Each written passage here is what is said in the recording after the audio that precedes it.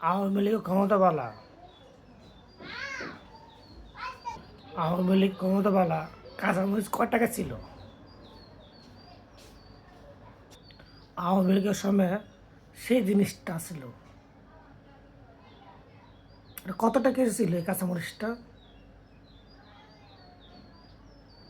এই কাঁচামরিচটা ছিল 800 থেকে 1000 টাকা পর্যন্ত কেজি ছিল আওয়ামী লীগের ক্ষমতাবালা।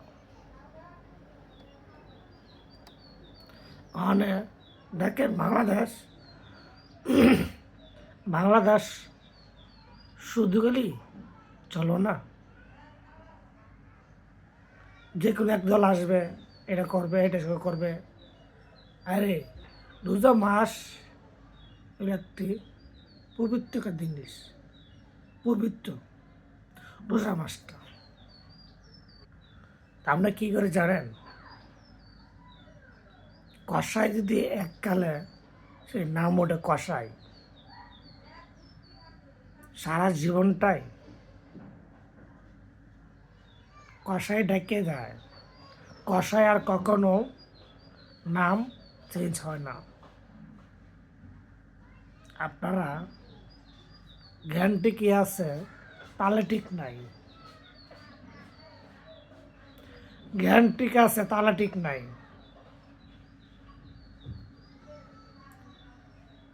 আওয়ামী লীগ চলে যাইলো, এখন আসলো কে? বিএনপি। বিএনপি আসলো, দেখেন এই যে একটা ডিবোর দাম 60 থেকে 70 টাকা, 40 টাকা, এমন জায়গায় আসছে 400 টাকা আলি চলে। এটা আপনার কাছে আসে না, এটা বড় বড় রেস্টুরেন্টে গেলে শোনা যায়, পাওয়া যায়। আচ্ছা, এটা কি প্রতি 5 বছর পর পর? এটা কি জনগণের ভোগান্তি? এটা কি নির্বাচন? আমার মনে হয় এটা নির্বাচন হয় না। এটা হয় কি জানেন? বাংলাদেশে টাকা দিয়ে কার আগে খেলা যাইতে পারে প্রতি পাল্লা না।